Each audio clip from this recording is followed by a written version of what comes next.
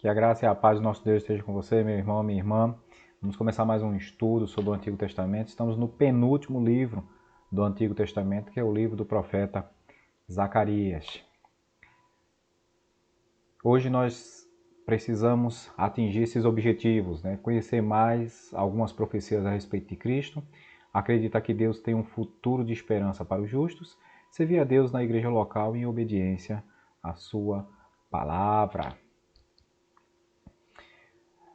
Quando nós pesquisamos na Bíblia, há 27 pessoas chamadas Zacarias. Uma delas é o profeta, esse profeta que nós estamos trabalhando. Foi companheiro de Ageu e também estimulou o povo a reconstruir o templo. Temos essa descrição lá no texto de Esdras, capítulo 5, versículo 1 até o versículo 6, versículo 14. Seu livro é considerado muito obscuro por alguns teólogos, entretanto foi escrito para esclarecer o futuro de Israel. Sempre que a gente encontra um livro com mensagens simbólicas, com alguns termos, né, que são representados aí através de símbolos, né, então a gente tem essa leitura um pouquinho, precisamos fazer essa leitura um pouquinho mais atenta para podermos perceber qual é a interpretação que Deus quer da sua palavra. O livro ele foi escrito no ano 520 a.C., né, naquela proximidade ali do profeta Ageu. O autor, o próprio Zacarias, foi escrito em Jerusalém para os judeus que retornaram do exílio. A palavra-chave é esperanças. Toda a literatura apocalíptica, né, como nós vamos ver que esse livro aqui ele traz esse gênero apocalíptico dentro da sua narrativa, da descrição das suas profecias. Então ele tem como palavra-chave esperança. O versículo-chave, capítulo 4, versículo 6, que diz: Esta é a palavra do Senhor para Zorobabel, não por força nem por violência, mas pelo meu espírito, diz o Senhor dos exércitos. Lindo, lindo, lindo esse versículo. Vale a pena a gente marcar nas nossas Bíblias e entender o contexto que ele é apresentado, né? Bem, quando nós vamos trabalhar a questão do esboço do livro, nós percebemos alguns destaques interessantes, né? A questão em relação ao assunto e o tempo, quer dizer, no capítulo 1, do versículo 1 ao 6, é uma apresentação do livro, não é uma introdução. Do versículo 7 do capítulo 1 até o capítulo 6, versículo 8, tem a descrição de 8 visões de Zacarias, né? Então o livro ele gira em torno dessas visões. E aí é o período do começo do ministério. Do 6, versículo 9 até o capítulo 15, até o versículo 15, tem um ato simbólico, a coroação simbólica de Josué. 7 e 8, né? Capítulo 7 e 8, tem mais 2 sermões do profeta. E o 9 até o finalzinho, né, tem sentenças escatológicas, né, que é justamente o final do ministério de Zacarias. Então essa divisão ela é importante para a gente perceber que principalmente nesse trecho aqui das 8 visões é que a gente tem o que a gente precisa dirigir uma atenção especial para decodificarmos, né, o que a palavra quer nos apresentar por meio desses atos simbólicos, dessas visões que são feitas, são dirigidas, né, ao profeta Zacarias. Em uma sentença, o livro do profeta Zacarias ficaria da seguinte maneira: o profeta exorta o povo ao arrependimento dos pecados e a confiança no futuro prometido por Deus. Arrependimento e confiança. A mensagem de Zacarias é apresentada por meio de 8 visões que se aplicam à realidade do povo. As visões de Zacarias correspondem umas às outras num estilo bem hebraico. A primeira combina, né, com a oitava, a segunda com a sétima e assim sucessivamente.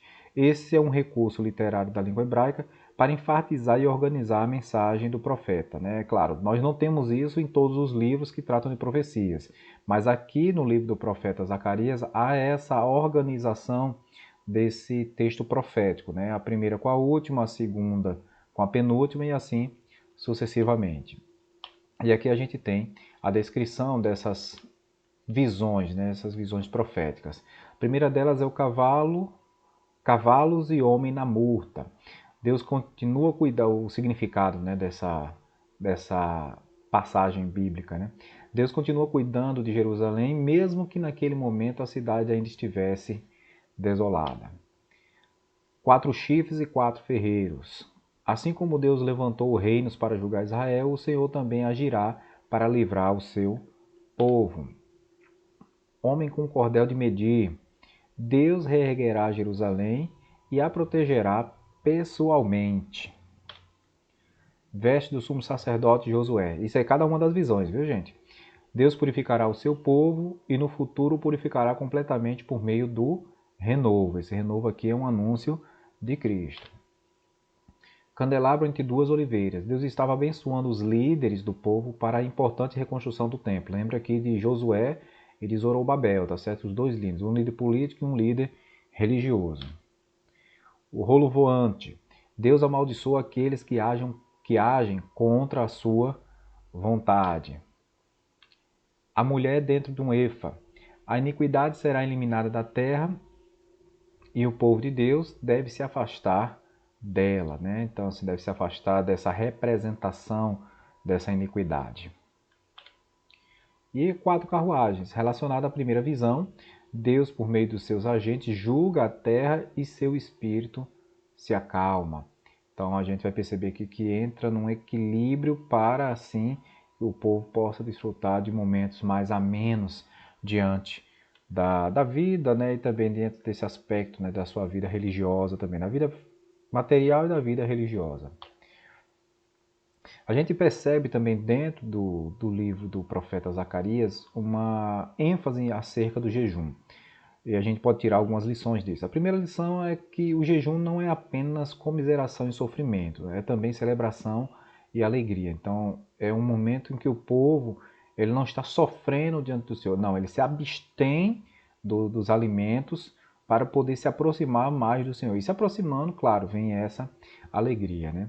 O jejum ele deve ser para a glória de Deus e nunca para a glória do homem. Isso aqui, gente, veja só, 520 a.C., já no período do Novo Testamento, 500 anos depois, a gente percebia que tinham os jejuns praticados por alguns religiosos ali, que era justamente para uma exibição, para uma mostração, né, como diz aqui bem no Nordeste, né, diante da sociedade. Olha como aquele religioso ele é devoto, ele faz jejum, olha como ele está abatido, deve estar uns 4 dias jejuando, né? E aí quando o jejum ele segue essa aparência, né, essa aparência externa, ele não funciona diante do Senhor. E aqui vem um gancho, né, com o profeta Isaías. O jejum só tem valor se for acompanhado de atos de justiça, bondade e misericórdia ao próximo. Esse é o jejum que Deus ele deseja, né? Que a gente cuide dos órfãos, atenda as viúvas, faça o que é justo, põe em liberdade os cativos, né? Então, a gente faça isso, né? Não seja somente um ato individual, mas o jejum ele se reflete nessa comunidade de Israel. Muito bem. Avançando um pouquinho, a gente vai perceber que do ponto de vista doutrinário, né, a gente vê que a perspectiva de futuro que caracteriza o livro de Zacarias, sobretudo nos últimos capítulos, para quem vivia a época, é um convite, né, à obediência e à submissão como privilégio do povo de Deus, né? Então, a gente tem um anúncio que Deus estará resgatando o seu povo, estará restaurando o seu povo. E para desfrutar desse resgate, dessa restauração, é necessário que haja sim uma obediência e uma submissão. É o que a gente vai perceber lá no Novo Testamento, no livro do Apocalipse. Aquele que permanecer firme até o final receberá a coroa da vida. Então, a mensagem escatológica ela tem essa perspectiva, né, de anunciar o socorro vindouro mediante a obediência e submissão presente, certo?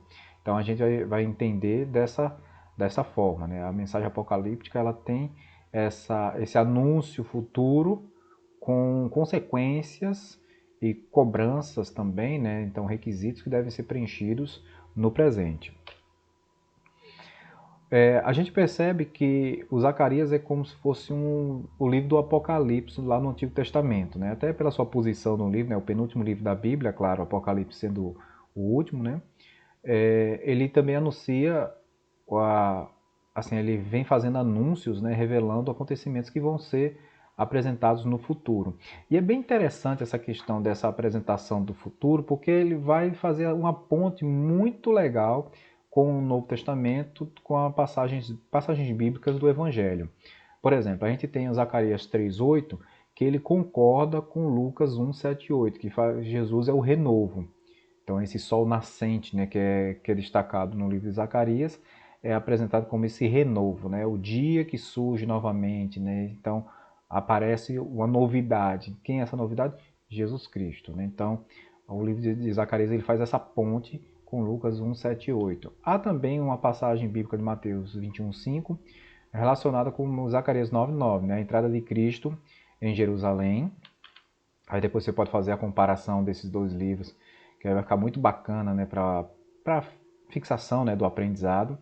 Zacarias 11, 12 combina com Mateus 27, a partir do versículo 3, a traição sofrida por Jesus.